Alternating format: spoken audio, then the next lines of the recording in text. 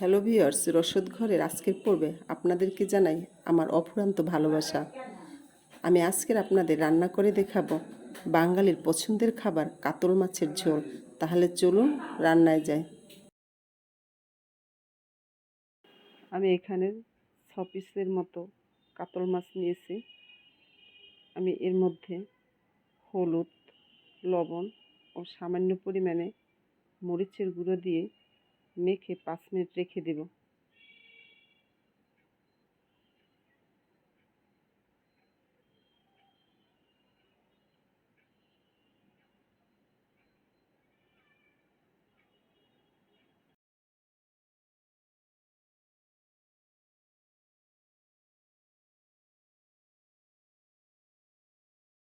এখন চুলাটা জ্বালিয়ে চুলায় একটা কড়াই বসিয়ে দিলাম। কড়াইটা গরম হয়ে গেলে মাছ ভাজার জন্য পরিমাণ মতো তেল দিয়ে দেব। তেল গরম হলে তার মধ্যে মাছ দিয়ে মাছগুলি ভেজে নেব। এখানে মাছগুলি আমি অনেক সময় নিয়ে আস্তে আস্তে লাল লাল করে ভেজে নিয়েছি।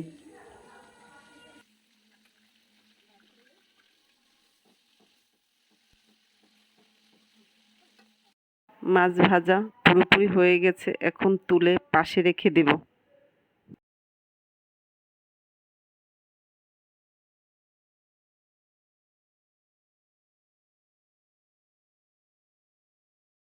এই মাছ ভাজার তেলের মধ্যে আমি মাছটা পুরোপুরি রান্না করব। এখানে নতুন করে তেল দেব না। এখানে আমি ফোড়ন দিয়ে দিলাম সাদা জিরা আর দেব 2টি তেজপাতা।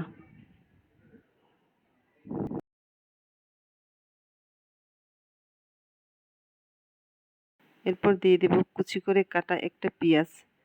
পেঁয়াজ যখন নরম ও বাদামি রং হয়ে আসবে তখন তার মধ্যে দিয়ে দেব বাকি মশলা।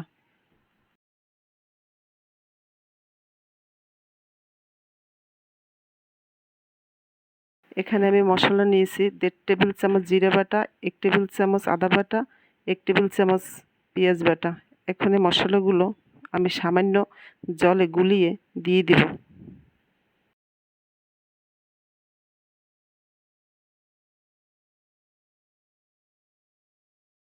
মশলা 1 থেকে 2 মিনিট কষিয়ে নিয়ে এর মধ্যে দিয়ে দেব 1 টেবিল চামচ হলুদের গুঁড়া, 1.5 টেবিল চামচ মরিচের গুঁড়া।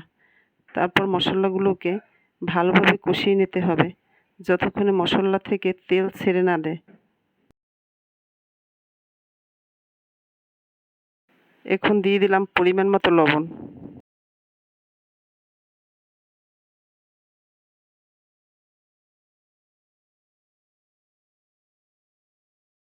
মশলা আমি মিডিয়াম আঁচে ভালোভাবে কষিয়ে নিয়েছি। মশলা থেকে তেল ছেড়ে দিয়েছে। এ পর্যায়ে আমি দিয়ে দেব ঝোলের জন্য পরিমাণ মতো জল।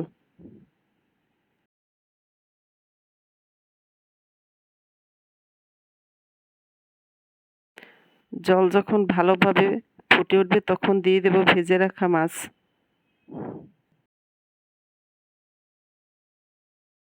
মাছ দেবার পর 5 মিনিটের মতো জালে রান্না করে নেব।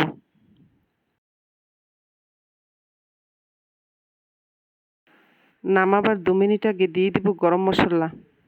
এখানে আমি 2টো এলাচি ও 2 টুকরো দারচিনি মিক্স করে বেটে নিয়েছি।